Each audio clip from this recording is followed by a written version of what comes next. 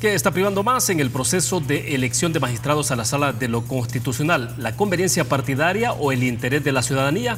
La respuesta a esta y otras preguntas aquí en 8 en punto.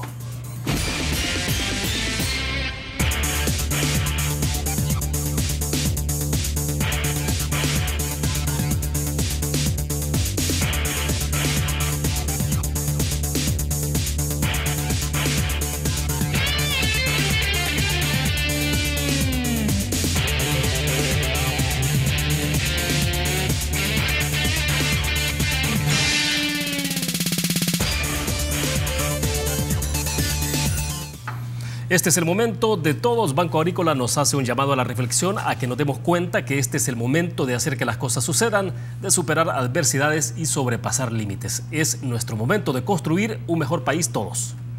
Buenas noches, bienvenidos a 8 en punto. De inmediato les presento a ustedes nuestros invitados de esta noche. Álvaro Artiga, politólogo y catedrático de la Universidad Centroamericana UCA, está con nosotros en nuestros estudios. Álvaro, bienvenido, es un gusto. Gracias por la invitación, Willy.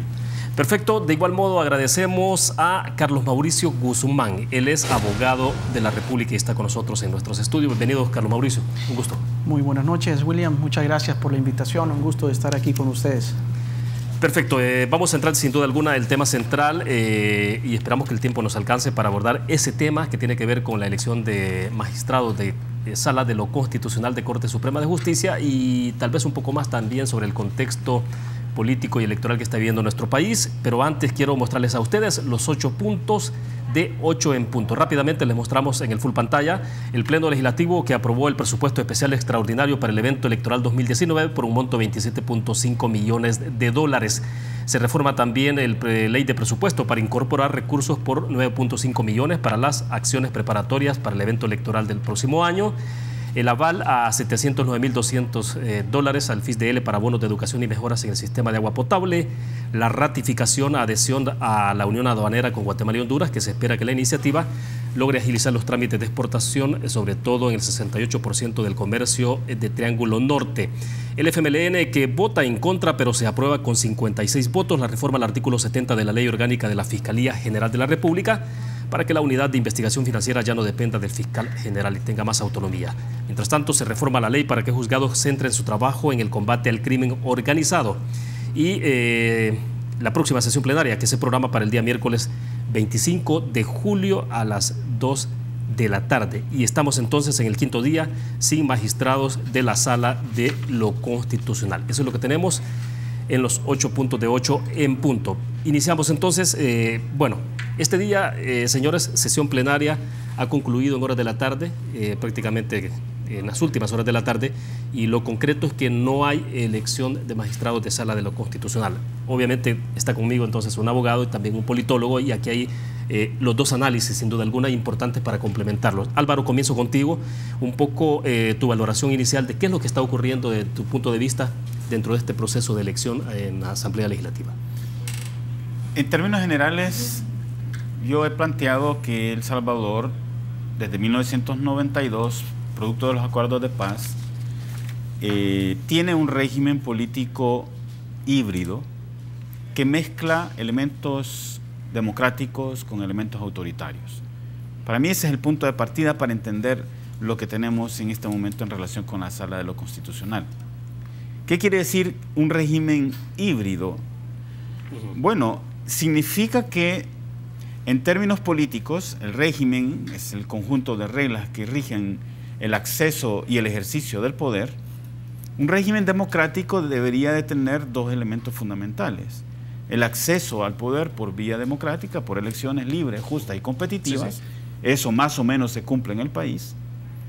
Y por otro lado, debería haber un sistema operando, un sistema de rendición de cuentas, para que aquellos que son electos ejerzan la autoridad que reciben en el marco de la ley, que no abusen, que no lo hagan de manera autoritaria. Entonces, desde el año 92, creo yo, que se instauró este sistema que funciona con elementos democráticos, elecciones, sí, pero no existe un sistema, o por lo menos hay déficit en el funcionamiento del sistema de control. La Sala de lo Constitucional es una de las instituciones del sistema de control, del sistema de rendición de cuentas. Y ahí es donde no se ha permitido, aunque la sala que terminó, los magistrados que terminaron, hicieron un ejercicio que sí controló a funcionarios, controló a los diputados, controló al presidente, controló a otros, y yo creo que eso es lo que está en juego ahora, ¿verdad? Si se consolida eso que comenzó la sala anterior, o si echamos marcha para atrás y por lo tanto tienen mayor fuerza las tendencias autoritarias. Ahora, pero entonces ese es el funcionamiento de los pesos y contrapesos que son normales en una democracia. En una democracia, pero ese es el tema, ¿verdad? Sí. Que en nuestro sistema tenemos déficit en el funcionamiento de los pesos y contrapesos. Todas las instituciones, no solo la Sala de lo Constitucional, sino que la Corte de Cuentas, ¿verdad? La Fiscalía, todas esas que están para controlar a los funcionarios y a los políticos, tienen déficit en el ejercicio de sus funciones.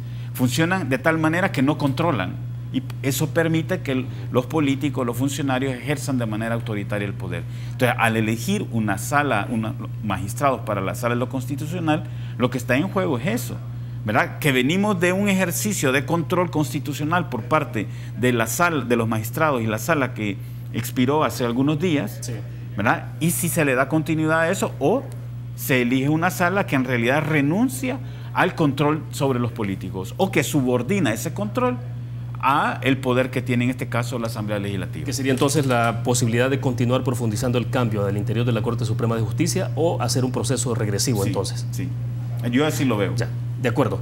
Antes de darle la palabra a Carlos Mauricio, quiero dejarles a ustedes, hay declaraciones que hemos recogido en Teleprensa del diputado Numan Salgado, donde habla un poco sobre, más bien su apreciación de cómo ve la posibilidad de que este proceso de elección de magistrados pueda incluso prolongarse un poco más de lo que estamos pensando. Vamos a ver y a escuchar.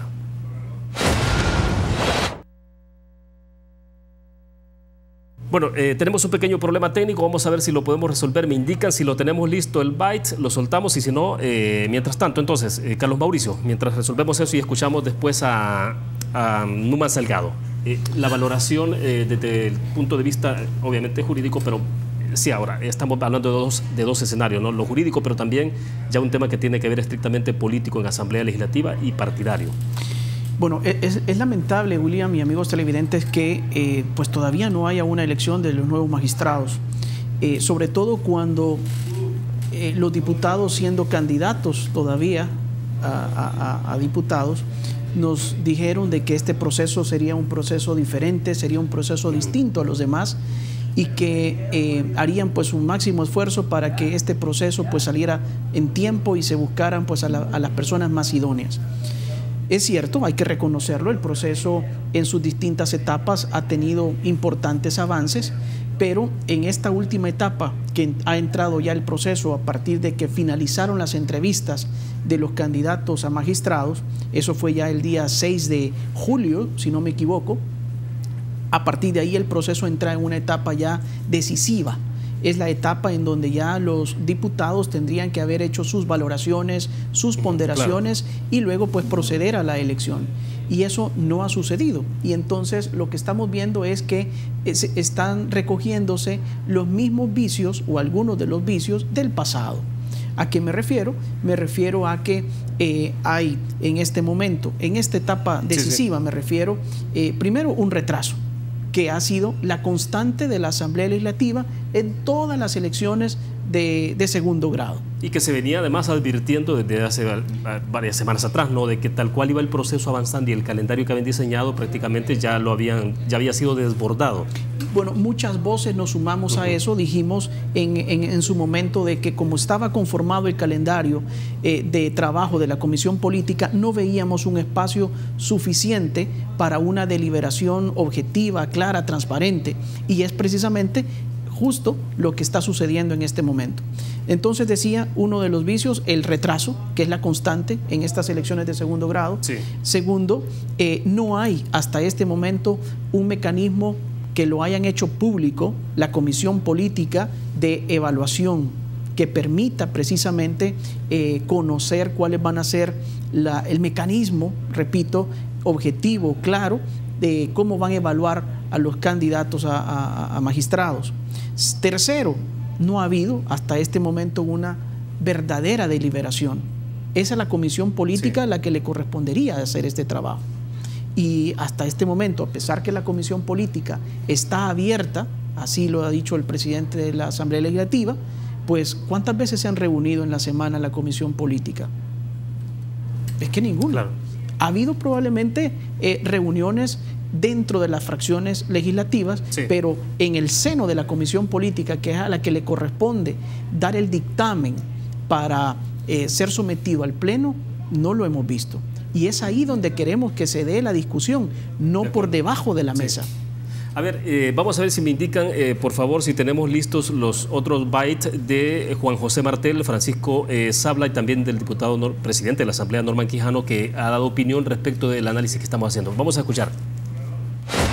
Es decir, es tan silencioso, tan oscuro el procedimiento que tenemos ahora. No podemos seguir en esta asamblea dejando pasar una elección tan importante por los intereses que existen, porque intereses sí existen y de todos lados, no intereses solo de aquí. Anclas que ponen algunos partidos que no se mueven de esas posiciones si esas personas no son consideradas, y eso sí nos dificulta mucho. A ver, Álvaro se está hablando, bueno, de esos términos, anclas, de intereses, de... ¿Qué es lo que está pasando finalmente? ¿Es una situación también un poco de negligencia o una negligencia totalmente deliberada, digamos, de intentar de que esto se alargue, de estirar un poco más y entonces en el marco de las negociaciones poder hacer algo que no necesariamente pueda estar de acuerdo a lo que la ciudadanía está pidiendo sobre este mecanismo de elección y sobre todo el resultado que se puede tener de funcionarios?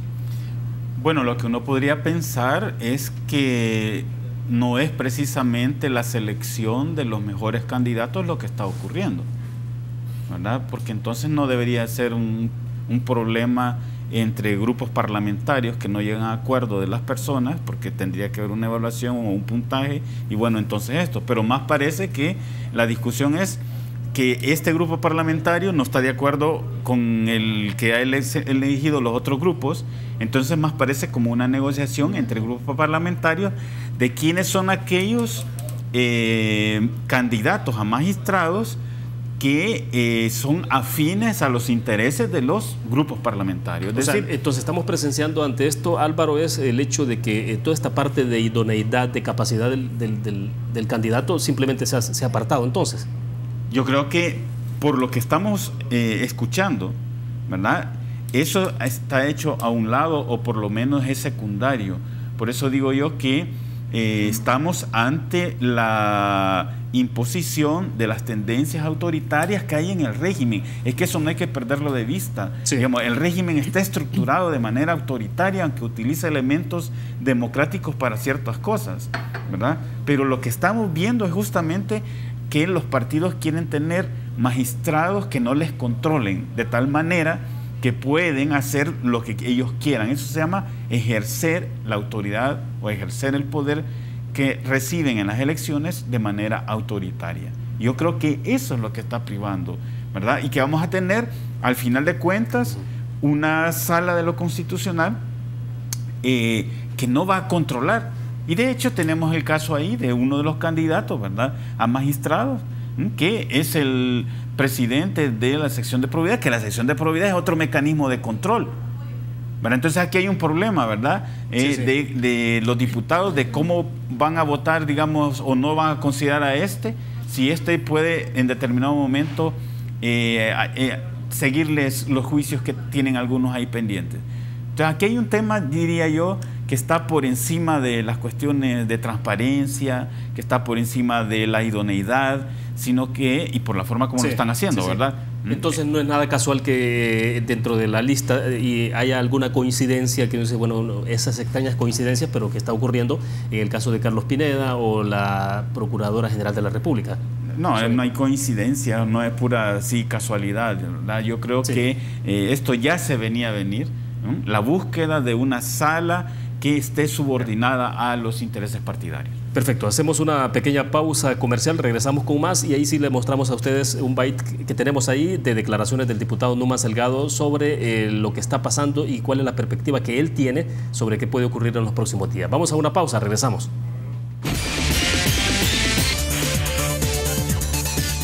Banco Promérica cuenta con la garantía de rapidez en todas sus cajas, donde te atienden en 20 minutos o menos. Continuamos en 8 en punto. Nuestros invitados: Álvaro Artiga, politólogo y catedrático de la Universidad Centroamericana UCA, y Carlos Mauricio Guzmán, abogado de la República. Ahora sí, tenemos listo ahí unas declaraciones de Numan Salgado, diputado de Ghana, que se refiere a hasta dónde podría alargarse este proceso de elección de magistrados a la Sala de lo Constitucional. Veamos y escuchemos.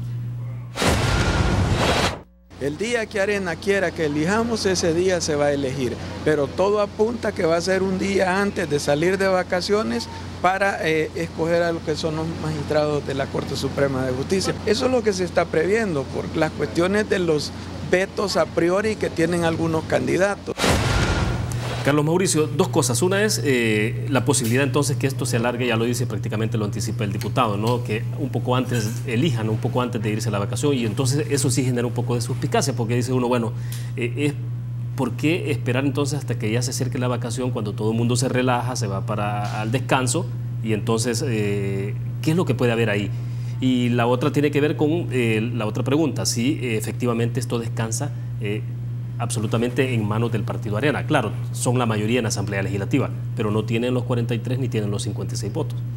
Sí, totalmente. Llama la atención realmente esas declaraciones, porque uno se pone a pensar, bueno, ¿cuál es la verdadera intención de los señores diputados de elegir en el último día hábil, antes de entrar a un periodo vacacional? ¿Será para que la decisión que vayan a tomar pues se diluya y que la ciudadanía se nos olvide que han decidido pues probablemente no por magistrados los más idóneos, los más capaces, como la ciudadanía lo está exigiendo?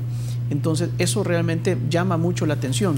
También llama la atención otras declaraciones que escuchamos entre ayer y ahora, en donde se decía, bueno, es que si fuera por idoneidad ya hubiéramos electo, y entonces... ¿Qué lo dijo el diputado Antonio Almendaris? Entonces, ¿cuál es la razón? ¿Cuál es la verdadera razón? Si no es precisamente la idoneidad, que es la que se está buscando, y la independencia que deben de tener pues los magistrados, y que es las exigencias que desde la ciudadanía estamos haciendo, y además en cumplimiento a lo que la Constitución manda. Entonces digo, ¿cuáles son las verdaderas razones de este retraso?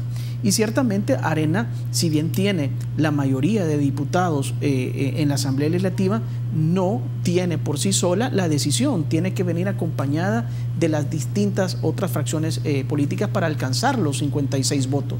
De tal manera pues que tiene que existir ese concurso para que exista pues una elección. Pero repito, esa discusión tiene que estar en la mesa de la comisión política, no fuera de ella, porque de lo contrario estamos mandando, sí, o están mandando un mensaje de poca transparencia en el proceso, que es lo que se ha venido criticando en el pasado. De acuerdo. Ahora tenemos también declaraciones de Ramón Villalta, que es el director de Iniciativa Social para la Democracia. Quiero que la escuchemos, veamos estas declaraciones para que también escuchemos la opinión de Álvaro Artiga. Escuchamos. Está administrando y llevando la investigación de casos de corrupción que involucra a diputados de la Asamblea Legislativa, no puede estar en el proceso, porque genera un conflicto de interés y debió haber quedado fuera. Pero es que ese es el trabajo que no ha realizado la Asamblea ni la Comisión, y está amarrado con las coaliciones electorales. La carga, el peso de la mala elección va a caer en el candidato presidencial, porque la decisión que están tomando ahora, como es partidaria y es sobre estos acuerdos interpartidarios y de coaliciones, pues tienen que tomar en consideración que tienen que hacerlo bien. Bueno, Álvaro, obviamente lo que escuchábamos tiene que ver con la interpretación de consecuencias electorales que puede tener una mala decisión de magistrados a la Sala de lo Constitucional, y Ramón Villalta también hacía referencia al caso de cuáles son, digamos, aquellos obstáculos que están claros y que imposibilitan entonces que puedan llegar a un acuerdo. Pero volvemos y repetimos, entonces se insiste en el tema de Carlos Pineda y el caso de Sonia Cortés de Madrid, que es la Procuradora General de la República, y que están ahí en esa lista, y que entonces están diciendo, bueno, estos unánimemente prácticamente en todas las listas aparecen, pero que también serían como la manzana de la discordia. Pues sí, lo que está claro para mí con los testimonios estos que escuchamos de los diputados, ¿verdad? Que así en caliente se los han sacado, vamos a decir, ¿verdad? Entonces no lo han pensado bien. Entonces nos han transparentado en realidad que no son los criterios de idoneidad, ¿verdad?, de capacidad, los que están privando en esta selección, ¿verdad? Incluso se están mezclando, según Villalta, intereses electorales, pero él propone diciendo de que una mala elección va a recaer en el candidato presidencial. El asunto es que yo creo que al final todos los partidos van a votar por los magistrados, sea cuando sea. No va a ocurrir que, digamos, uno de los partidos se va a quedar fuera de esa elección.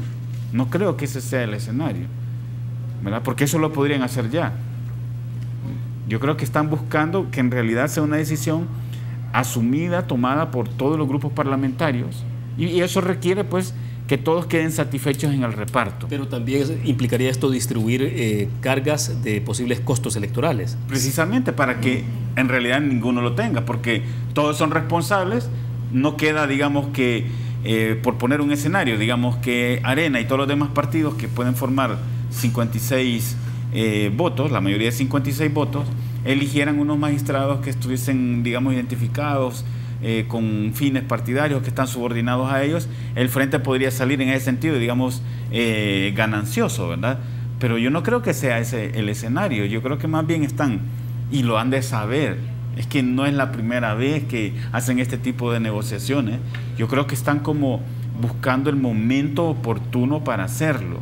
Es una cuestión, para mí es una cuestión de tiempo, pero que ya en realidad ellos saben quiénes van a conformar la Sala de lo Constitucional, y que esos magistrados probablemente van a estar subordinados al interés de los partidos. Bueno, porque en esto surge la pregunta, bueno, ¿por qué Arena y el FMLN no pueden tomar una decisión, un acuerdo, si al final esto también pasa por 56 votos y son las bancadas mayoritarias en la Asamblea Legislativa?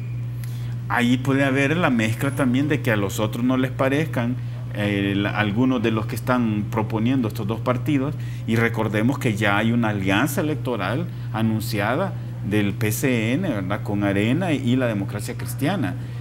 Y si los únicos que han dicho, pero que no se sabe si van a participar o no van a participar, están con jugando a esa carta del póker, ¿verdad?, que la pueden sacar en cualquier momento, son los de Gana. Entonces yo creo que por eso creo que el resultado tiene que ser satisfactorio para todos los partidos. ¿Satisfactorio para los partidos? Que no necesariamente implica satisfactorio para la sociedad, claro, o para el país. Por supuesto. No, yo eso lo doy por descontado. Es que yo por eso desde el principio del programa te dije, yo creo que estamos ante la imposición de las tendencias autoritarias que ya están presentes en el régimen y que se van manifestando en cada ocasión, y esta es una ocasión, pero lo podemos ver en los temas electorales también, si tenemos tiempo después. De acuerdo, creo que ahora sí vamos a ir a una pausa. Vamos a una pausa comercial. Cuando regresemos vamos a escuchar declaraciones de Francisco Merino. Me parecen que son subidas de tono, pueden resultar, creería, incluso un poco mal creadas, pero bueno, hay que escucharlas para entender un poco y saber qué es lo que está pasando, para llevarle el pulso al interior de la Asamblea Legislativa. Hacemos la pausa, regresamos.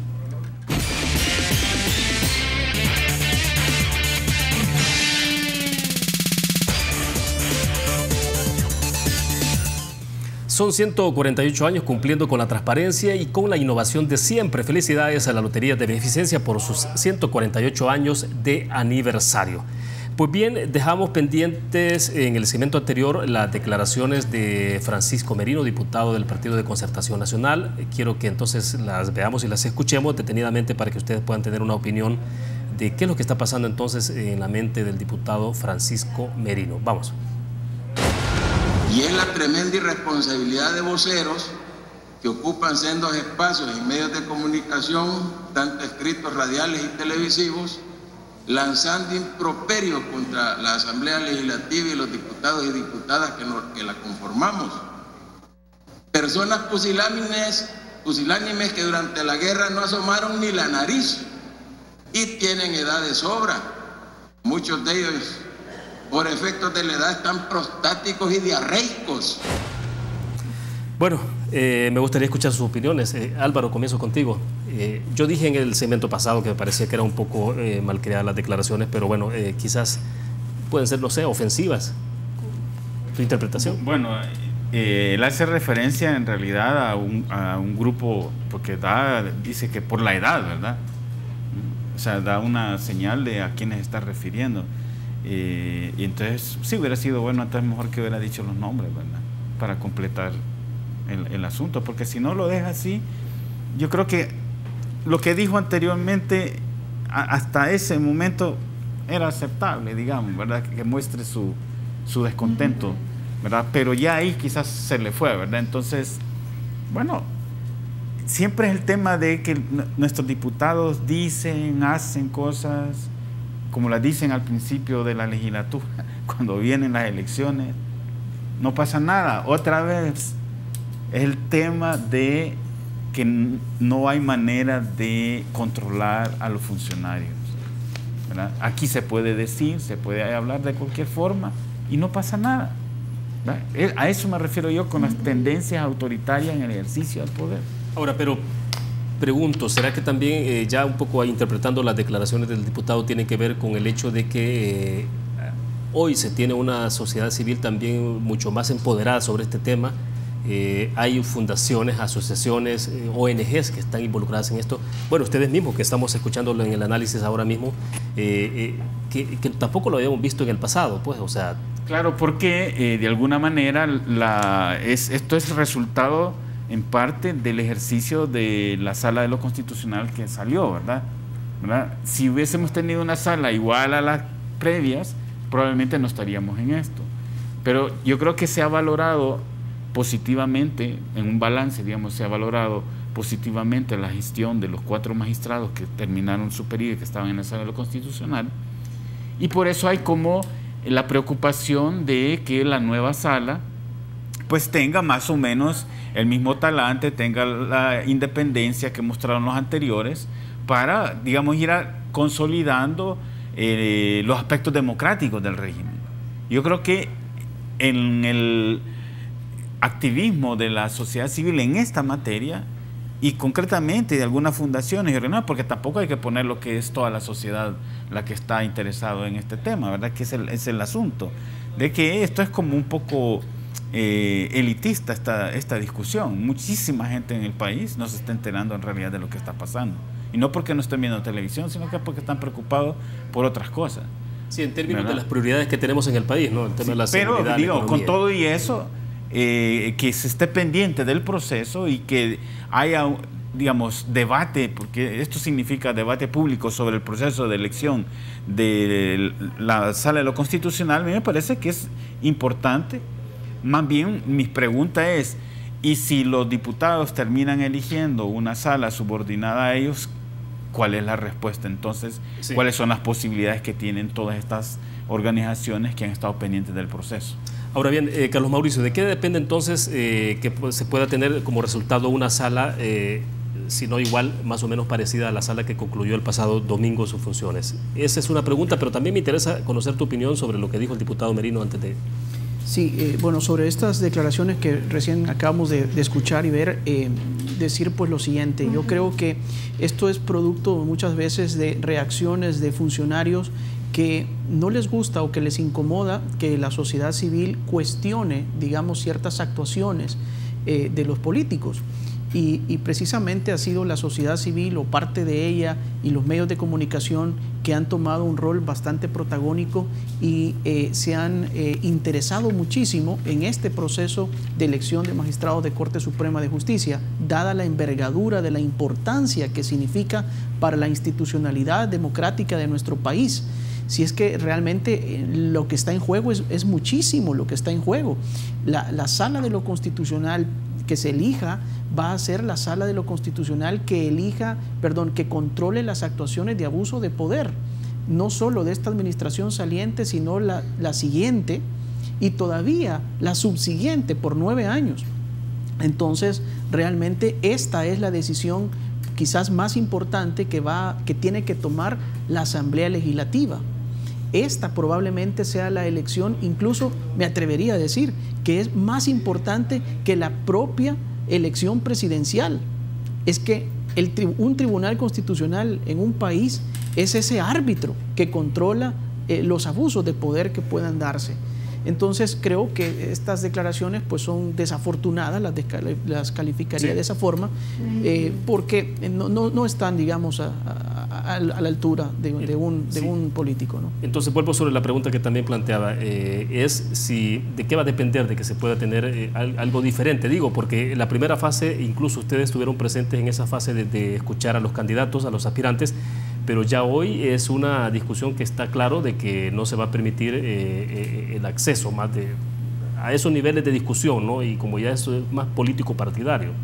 Totalmente, ya esta decisión ya está en manos de los diputados y dependerá obviamente de la voluntad política de ellos. Hay que recordar que esta decisión es exclusivamente de los diputados, así lo manda la Constitución, pero no es una decisión arbitraria la que ellos pueden tomar, es una decisión que tiene que estar basada en la normativa constitucional, en la jurisprudencia que ya se ha dictado, y por eso es que hemos insistido hasta la saciedad que esa decisión tiene que estar basada también en mecanismos verdaderos, objetivos de evaluación. Y no nos cansamos de repetirlo, porque esto es fundamental. Cuando ellos alcancen ya la decisión de quiénes van a ser los 5 magistrados propietarios y 5 suplentes, nos tienen que decir por qué razón eligieron a esos 10 magistrados. Bueno, debería ser así, pero tampoco hay algo que los obligue. No, por supuesto que sí, hay jurisprudencia sobre esto. Hay jurisprudencia sobre esto. Después de que han tomado una decisión, ¿habría mecanismos para fiscalizar ese proceso que se desarrolló? Eso es otro tema que hay que evaluar, pero habrá que considerarlo, ¿verdad? Pero sí, ciertamente ellos están obligados. Muchas de las decisiones que vinieron de elecciones de segundo grado fueron revertidas por la Sala de lo Constitucional saliente precisamente por la falta de motivación en la decisión de la elección.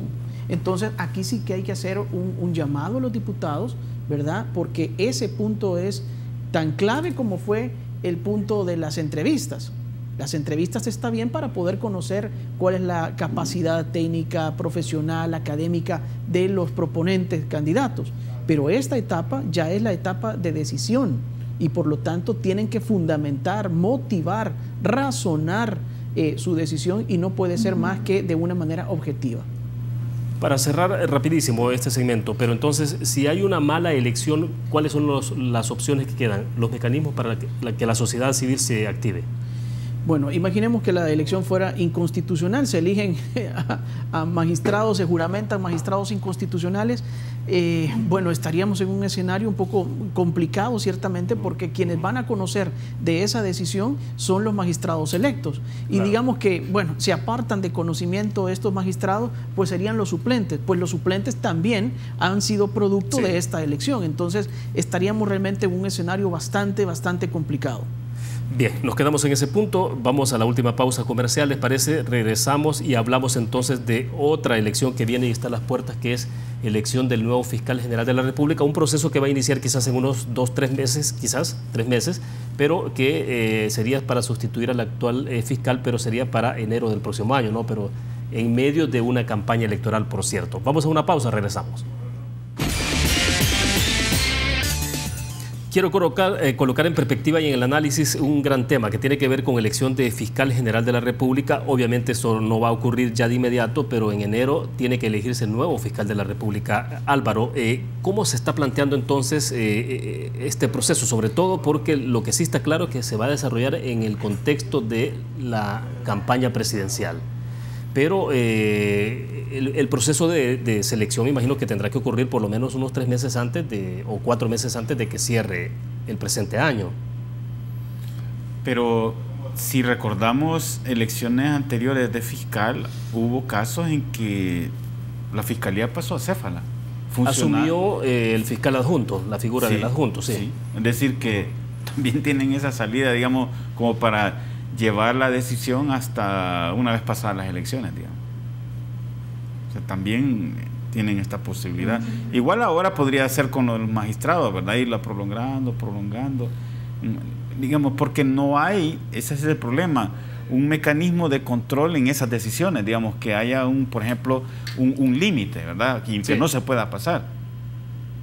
Entonces, al dejar que simplemente termina el plazo de la persona que está, del titular, ¿verdad? Y que no puede seguir más allá, pero no está establecido el límite en el que la Asamblea debería de tomar la decisión, porque es lo que está pasando ahora con la Sala Constitucional. Ya se sabía que el mandato es de 9 años, ¿verdad? Y entonces toda esta fase de estudio y de toma de decisión podría haberse hecho de tal manera que al salir o incluso estando, ¿verdad?, en funciones de los magistrados anteriores, se podría haber tomado la decisión.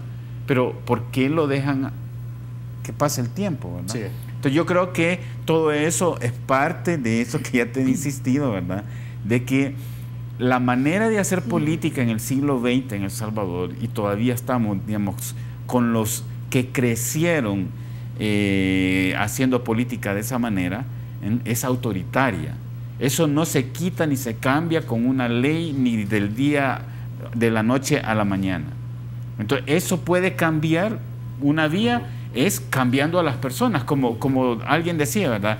¿Cómo quieren que salga una nueva, o cómo quieren que los diputados elijan de manera distinta, si el problema de origen es cómo elegimos a los diputados, ¿verdad? Si mientras no cambiemos la forma de elegir a los diputados, la ciudadanía, sí, estos van a seguir haciendo lo mismo, no tienen un incentivo para cambiar su comportamiento, ¿verdad? El incentivo siempre es la reelección de ellos, claro.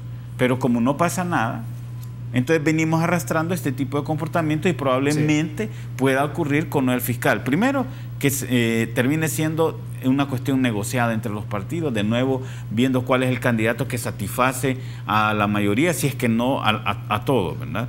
O sea, que lo que estamos viendo en este momento con la Sala de lo Constitucional se repita exactamente, sea como un guión para el caso de la elección del fiscal. Pero sobre la base entonces no de la capacidad del funcionario, de lo que el país requiere, sino de las conveniencias político-partidarias. Sí. O sea, sí. Para mí es que ese es el problema que tiene el país, que no tiene manera de romper con las pautas autoritarias. Y eso es o solamente haciendo un relevo generacional, no solamente de que entre otra generación, sino que además esa generación tenga otra concepción, digamos, del ejercicio del poder. Mientras ahí haya continuidad, yo creo que estamos para estar hablando cada 3 años, cada 9 años de lo mismo. Bueno, Carlos Mauricio, tu opinión sobre elección de fiscal general de la República, porque ese es el otro tema que después se viene casi de inmediato, ¿no? Y insisto en esa parte que me parece que puede ser bastante delicada también, porque en el contexto de una campaña electoral presidencial. Totalmente, saliendo efectivamente de esta elección de magistrados, que ojalá pronto podamos ya conocer quiénes son los magistrados, sean juramentados y estén ya sentados en su escritorio haciendo su trabajo. Vamos a tener a la vuelta de 3 meses, ya 3 meses y medio, la apertura del proceso para la elección o reelección del fiscal general. Y precisamente como sociedad civil se hizo una presentación a la Asamblea Legislativa de una iniciativa que tenía como objetivo mejorar el mecanismo de las elecciones de segundo grado en general. No solo era aplicable para el tema de la Corte Suprema de Justicia, proceso que actualmente está en curso, sino que también para todos los procesos que se avecinan. Y uno de ellos es también el del fiscal general, pero pasando el fiscal general vendrá Procuraduría General de la República, claro, vendrá claro, Procuraduría de Derechos Humanos, más allá las demás instituciones. Entonces es necesario que se regule, que se modifique el reglamento interno de la Asamblea Legislativa, y precisamente para poder ir poniendo los filtros necesarios para que tengamos como consecuencia la elección de funcionarios verdaderamente idóneos. ¿Y todo esto pasaría, perdón Carlos Mauricio, siempre por el control social? Es decir, una cosa es el mecanismo interno de cómo se diseña, ¿no?, la Asamblea, pero la participación de la sociedad. Definitivamente, yo creo que el rol de la sociedad civil es indispensable en esto, porque juega el rol de auditor ciudadano, ¿verdad?, sobre las actuaciones, repito, que hacen pues nuestros políticos. Muchos de ellos probablemente tienen la buena intención de mejorar estos procesos, pero también hay todavía resistencias, ¿verdad?, que obstaculizan que esos procesos se culminen de la mejor manera. Y eso es lo que estamos viendo en este momento todavía. Así es que ojalá que este proceso sirva de mucho precisamente para que los siguientes procesos de elecciones de segundo grado vayan mejorándose realmente. Porque hasta hoy, ¿qué va quedando de elección con lo que se está desarrollando actualmente con Sala de lo Constitucional? ¿Cuál es la elección que le va quedando a la sociedad civil? Bueno, que estamos viendo más de lo mismo.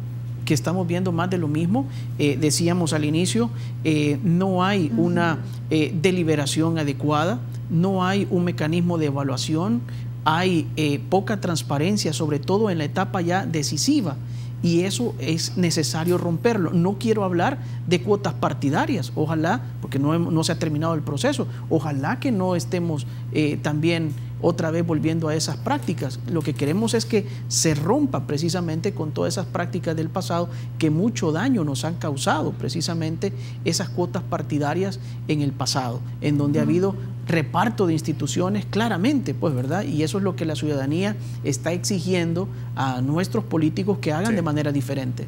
Perfecto, para ir concluyendo, a ver, Álvaro, entonces, elección del fiscal, igual, tiene que pasar todo este proceso y está en manos de los diputados en Asamblea Legislativa, pero entonces yo quiero insistir en ese punto, hasta dónde el control social puede generar algún resultado también en este proceso que se viene después. Bueno, para mí el control social es importante, pero tiene un límite, ¿verdad? Porque no es vinculante.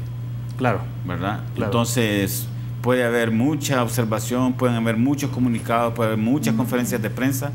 Sí pueden poner en temor, digamos, a los funcionarios, pero si estos tienen la coraza, digamos, no le va a importar.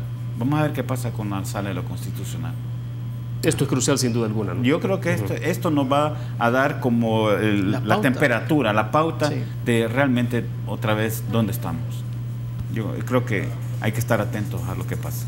Bueno, y atentos a ver si esto se desarrolla la próxima semana, pero ya con, digamos, los anticipos que hemos tenido de las mismas declaraciones, tal parece que entonces será hasta un par de horas antes o quizás un día antes de que nos vayamos de vacación para tener Sala de lo Constitucional. Gracias, Álvaro, por compartir con nosotros. William, gracias. Muy gentil. Gracias, Carlos Mauricio. Muchísimas gracias, William, por la invitación. Bueno, perfecto. Hemos terminado así entonces 8 en punto. Nos vamos a ver el próximo lunes. Que descansen ustedes durante el fin de semana. Como siempre pueden relajarse y todo tranquilamente, pero todo con medida. No hay que sobrepasarse. Que descansen el fin de semana. Buenas noches.